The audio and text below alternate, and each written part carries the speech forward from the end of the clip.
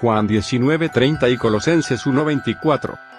En Juan 19:30 dice, consumado es, y Colosenses 1:24 dice, completo lo que falta de las aflicciones de Cristo. ¿A qué se refiere consumado es y a qué alude lo que falta? A primera vista, parece que estos versículos se contradicen, pero si los leemos con detenimiento, notaremos la diferencia.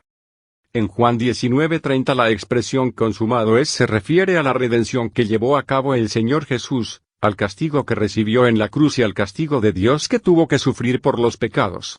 La palabra aflicciones a veces se traduce como penas o tribulaciones. En Colosenses 1:24 las aflicciones se refieren a las aflicciones humanas ya que nadie puede participar de las aflicciones que Cristo recibió de la mano de Dios, las cuales ya se cumplieron. Pero al mismo tiempo, todavía faltan las aflicciones que Cristo padeció a manos de los hombres, las cuales todos los creyentes deben cumplir.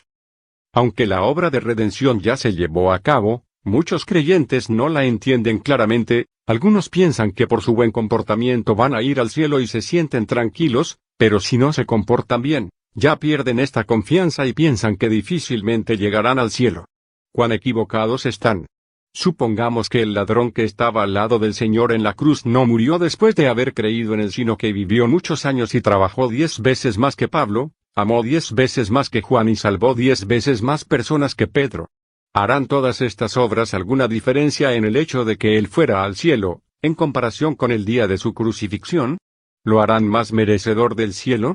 Quienes conocen la gracia de Dios saben que todos los requisitos para que el hombre vaya al cielo fueron cumplidos por el Señor y que nadie es más ni menos digno de ir al cielo. Cristo realizó la obra de redención, nadie puede añadir nada a su obra, y aunque una persona sea muy santa, su acceso al cielo se basa en lo que Cristo hizo por ella cuando él dijo, consumado es. Pero no nos desviemos pensando que los creyentes no pueden pecar. No, rotundamente no. Si un creyente salvo no tiene un buen comportamiento, no queda descalificado para ir al cielo, pero no podrá entrar en el reino. Nuestro comportamiento no tiene nada que ver con la entrada al cielo y aún Dios mismo no cambia este hecho. Ya fuimos juzgados y morimos porque el Señor fue clavado en la cruz. Dios no puede ser injusto, así que al aceptar la muerte de Cristo como nuestra, no nos puede juzgar ni condenar nuevamente. Ya lo cumplió todo, y este hecho es inmutable. Pero si pecamos, seremos privados de la gloria del reino. Hay 2 pasajes en Romanos que hablan específicamente de la gloria de Dios. Uno dice, porque todos han pecado, y carecen de la gloria de Dios. Y el otro, por medio del cual también hemos obtenido acceso por la fe a esta gracia en la cual estamos firmes y nos gloriamos por la esperanza de la gloria de Dios. Estamos privados de la gloria de Dios a causa de nuestros pecados, pero nos regocijamos en la esperanza de esa gloria por la sangre. No importa en qué pecado hayamos incurrido, la sangre nos lava y limpia. Debido a la muerte de Cristo, podemos gloriarnos por la esperanza de la gloria de Dios. La obra redentora de Cristo ya se cumplió, pero todavía faltan las aflicciones de Cristo. Él obtuvo la redención, pero no todos están conscientes de ello. Hay muchos que todavía no saben que la redención ya se efectuó, por eso les debemos decir lo que Cristo realizó.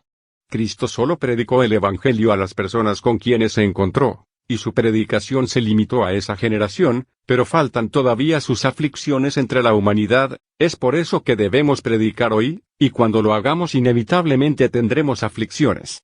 Al predicar el Evangelio arriesgamos nuestro prestigio, pues aún la simple distribución de volantes nos da vergüenza, pero es necesario afrontar esto.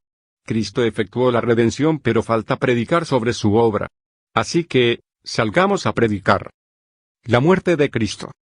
¿Cuál es la diferencia entre la muerte de Cristo por nosotros, Romanos 5:8, y su muerte por nuestros pecados? 1 Corintios 15:3. Cuando Cristo murió, murió por nosotros los pecadores con el propósito de salvarnos. Él murió para nuestro beneficio y como resultado de la obra que efectuó, nos obtuvo para sí y nos libró de nosotros mismos. La muerte de Cristo por nuestros pecados significa que Él murió por los pecados que hemos cometido.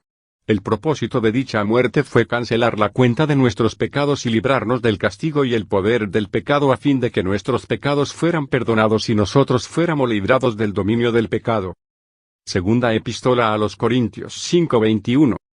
En la redención, ¿intercambian los creyentes su posición con Cristo? En otras palabras, ¿el justo Cristo vino a ser injusto y los pecadores injustos se hicieron justos? 2 Corintios 5:21. En la redención, los creyentes no intercambian su posición con Cristo, sino que son unidos a Él. Al que no conoció pecado, por nosotros lo hizo pecado, para que nosotros viniésemos a ser justicia de Dios en Él. 2 Corintios 5:21. No encontramos que la Biblia diga que los creyentes y Cristo han cambiado posiciones, y aunque decimos con frecuencia que éramos pecadores y que ahora somos salvos porque Cristo murió en nuestro lugar, debemos tener presente que esta expresión se refiere exclusivamente a lo que nosotros personalmente hemos recibido. La pregunta planteada corresponde a nuestra posición en el plan de redención. En lo que se refiere a nuestra ganancia personal, Cristo murió por nosotros, pero en cuanto a la redención, si dijéramos que Cristo solamente se mantuvo en la posición de los pecadores con el fin de morir por nosotros, haríamos a Dios injusto. Puesto que Cristo es justo, Dios no podría considerarnos justos. En la redención, Cristo y nosotros no hemos intercambiado posiciones, sino que nos hemos unido. Leamos 2 Corintios 5:21 otra vez, al que no conoció pecado, por nosotros lo hizo pecado. Este versículo nos muestra que a aquel que jamás había pecado y que no conocía pecado, Dios lo hizo pecado por nosotros. Nótese que el versículo dice, lo hizo pecado. No dice que cargó ni que llevó el pecado. Si dijera llevar existiría también la posibilidad de no llevar, y si la redención fuera tan solo un asunto de cargar, entonces se habría logrado con meramente cargar algo en el cuerpo. Sin embargo, Cristo no solo llevó ni solo cargó nuestros pecados en la cruz, sino que Él mismo se hizo pecado.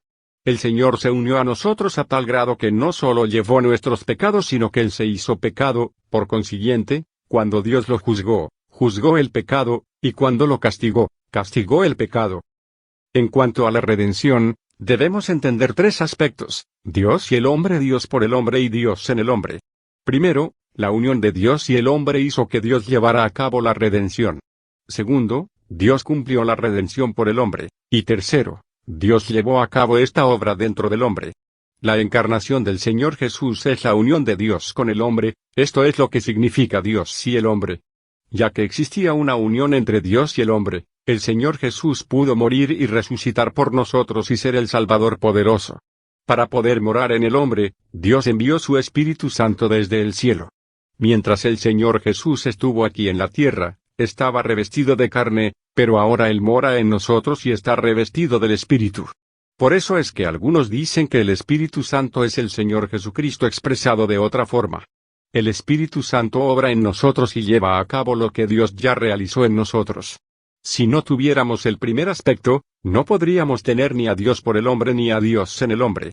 Si el Señor Jesús no hubiera nacido como hombre, jamás habría muerto. Cuando el Señor Jesús murió en la cruz, no llevó el pecado del mundo como una tercera persona, sino que Él mismo se hizo pecado y murió como hombre por nosotros. Por un lado, Dios puso nuestros pecados en el Señor, y por lo tanto, Él llevó nuestros pecados, pero por otro, en la redención, Dios juzgó el pecado y a nosotros cuando juzgó al Señor Jesús. Hoy damos gracias a Dios por el hecho de que Jesucristo se hizo pecado por nosotros en la cruz. ¿Cuál fue el resultado de que Cristo se hiciese pecado por nosotros? ¿Llegamos a ser justicia? No. ¿Llegamos a ser justicia en Él? No, sino que llegamos a ser justicia de Dios en Él. No solo debemos prestar atención a las palabras en Él, sino también a justicia de Dios. Cristo no se hizo pecado por nosotros con el fin de hacernos justos y para que así dejásemos de ser pecadores. Él se hizo pecado con el fin de que llegásemos a ser justicia de Dios en Él. Ese fue el propósito de Dios, y cada creyente ha llegado a ser justicia de Dios. La justicia de Dios nos salvó. Dios hizo al Señor Jesús pecado y ya que Dios lo juzgó a Él, nosotros fuimos juzgados y el pecado también. Por lo tanto, Dios nos considera justos, mas no porque seamos justos. El que Dios nos considere justos es simplemente un asunto objetivo. Si alguien dice, me parece que usted no es muy bueno, esto es cierto. Nosotros no somos hechos justos en Él, sino que hemos llegado a ser justicia de Dios en Él. Esto prueba que es la justicia de Dios la que nos salva. Si entendemos este punto, los problemas que encontremos en nuestra vida diaria disminuirán. Crucificar al Señor equivale a crucificar el pecado. Dios condenó el pecado allí y solucionó el problema del pecado, por lo tanto, somos libres. Amén.